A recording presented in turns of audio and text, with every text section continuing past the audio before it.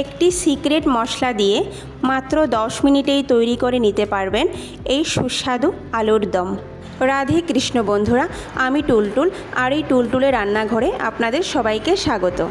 সবার প্রথম একটি মিডিয়াম সাইজের টমেটো, হাফ ইঞ্চি আদা আর 4টা কাঁচামরিচকে পেস্ট করে নেব। এইভাবে মিহি পেস্ট করে নেব। অন্যদিকে ছোট বড় কিছু আলু আমি লবণ দিয়ে সেদ্ধ করে উপরের খোসা ছাড়িয়ে নিয়েছি। এখন বড় আলুগুলিকে মাঝখানে কেটে 2 টুকরো করে নেব। এখন মাঝারি আঁচে প্যানে পরিমাণ মতো সরিষার তেল দিয়ে আলুগুলিকে ভেজে নেব। আলুগুলি বেশি ভাজার দরকার নেই, হালকা ভেজে নেব। আলুর উপরে যখন হালকা কালার চলে আসবে তখনই আমি আলুগুলিকে নামিয়ে নেব। দেখুন, আলুর উপরে হালকা কালার চলে আসছে, আর বেশি ভাজবো না। এখন একটি পাত্রে নামিয়ে নেব।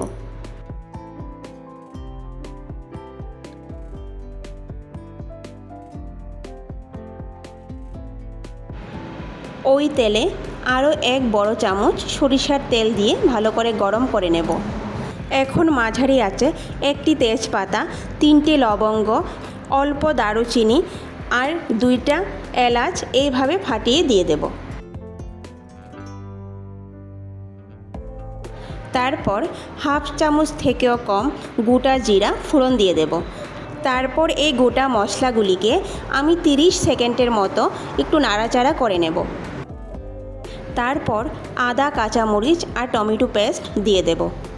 আদা কাঁচামরিচের কাঁচা গন্ধটা যাওয়া পর্যন্ত নাড়াচাড়া করে নেব।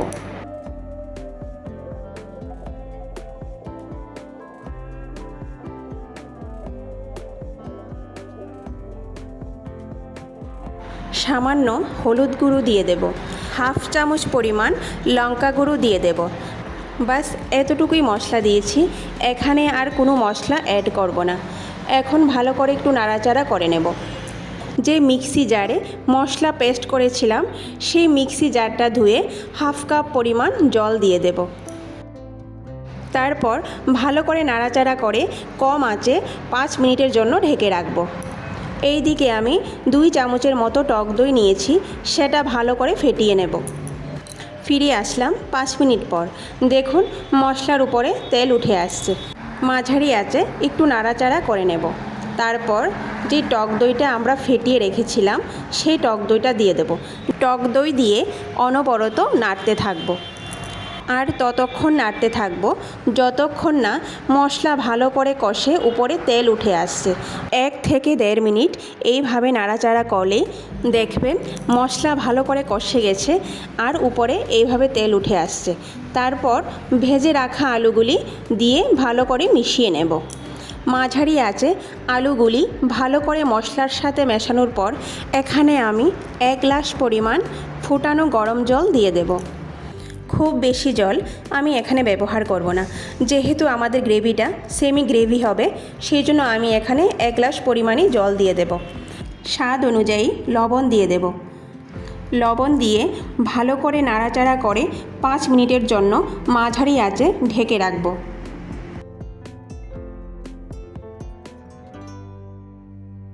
ফিরে এসেছি 5 মিনিট পর। দেখুন, আমাদের ঝোলটা অনেকটা শুকিয়ে গেছে। সবজিটা নামানোর 2 মিনিট আগে আমি এখানে ম্যাগি মশালায় ম্যাজিক যে মশলাটা সেটা পুরোটা আমি সবজিতে দিয়ে দেব। আর এই মশলাটা আপনারা ফুলকপি বা বাঁধাকপির তরকারিতেও দিতে পারেন, খুব ভালো টেস্ট আসে। ভালো করে নাড়াচাড়া করে মাঝারি আঁচে 2 মিনিটের জন্য ঢেকে রাখব। 2 মিনিট পর ঢাকনা উঠিয়ে এতে 2টা চেরা কাঁচা লঙ্কা আর সামান্য ধনেপাতা দিয়ে ভালো করে নাড়াচাড়া করে চুলার আঁচ বন্ধ করে 2 মিনিটের জন্য ঢেকে রাখব। তারপর পরিবেশন করে নেব। বন্ধুরা, তৈরি হয়ে গেল আমাদের মাংসের স্বাদে আলুর দম। ভিডিওটি শুরু থেকে শেষ পর্যন্ত দেখার অনুরোধ রইল। আর যদি ভিডিওটি ভালো লাগে তাহলে সবার শেষে লাইক, শেয়ার আর সাবস্ক্রাইব করে দেবেন। নমস্কার।